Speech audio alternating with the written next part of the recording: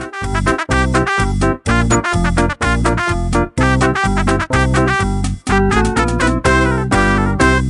सुन रहे हैं ईएफए school radio.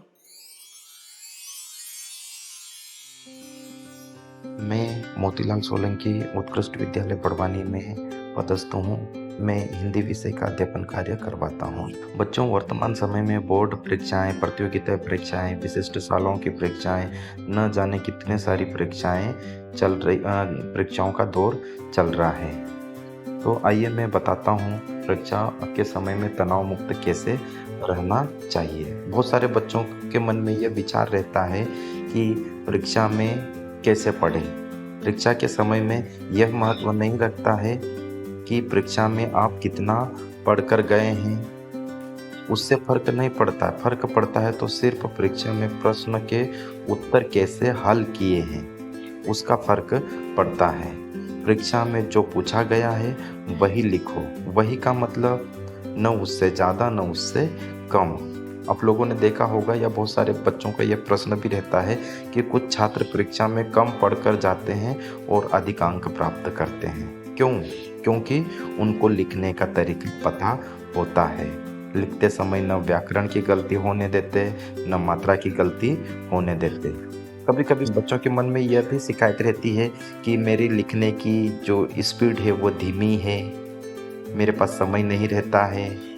यह समस्या भी होती है। तो मैं उन बच्चों को कहना चाहूँगा कि अगर आपको ऐसा लगता है तो जो निबंधात्मक टाइप के प्रश्न होते हैं, उन प्रश्नों को कॉपी के जो सबसे लास्ट वाला पेज रहता है उसको रफ कार्य बना लें और उसमें जो 4-5 पॉइंट रहते हैं उनको लिख लो, सोच के लिख लो। और उसके बाद में उन प्रश्नों को क्या करो कि इसमें मेन कॉपी में लिखने लग जाओ। जब लिखने लग जाओ, एक पॉइंट खत्म हो गया, दूसरे को देखो, दूसरे को लिख दो, तीसरे को, चौथे को, पांचवे को। इस प्रकार से अपनी जो स्पीड है सोचने में जो समय वेस्टेज होता है उस समय हमारा बच जाता है।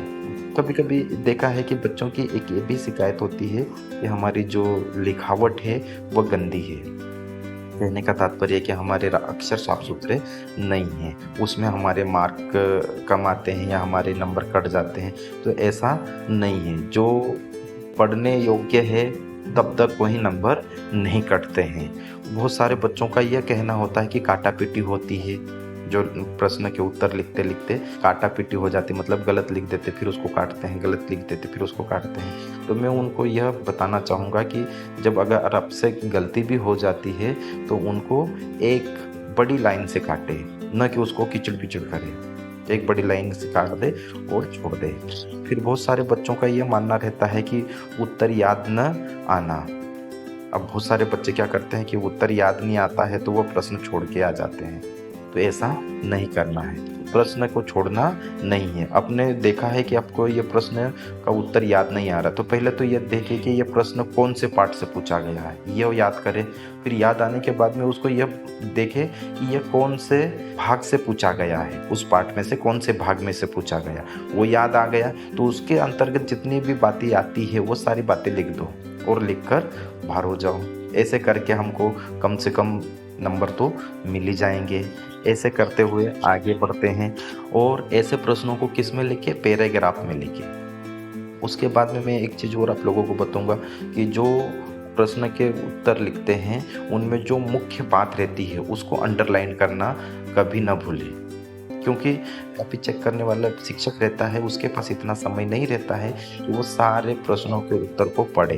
इसलिए वो अंडरलाइन वाली चीज़ रहेगी तो वो खुद ब खुद उसी को देखेगा और फटाफट नंबर देते चले जाएगा। और आप लोगों को शायद मैंने पहले और बताया है कि कॉपी चेक करने वाले शिक्षक जितना कम समय अपनी कॉपी को चेक करने में लगाएंगे उतने अधिक नंबर आपको मिलेगा। और मैं आप लोगों को यह भी बता दूं कि जो फाइनल उत्तर होते हैं, जैसे गणित में होते हैं फाइनल उत्तर, मतलब फाइनल आंसर, उनको हमको बॉक्स में लिखना चाहिए। बॉक्स में लिखने से यह पता चलता है कि बॉक्स में कौन सा उत्तर लिखा हुआ है। और मैं एक चीज़ और बताना चाहूँगा कि जो पार्ट वाले भाग, मतलब स्टेप वाले उत्तर आते हैं, उनको स्टेप बाय स्टेप करें, क्योंकि हमको स्टेप के अंक मिलते हैं। धन्यवाद।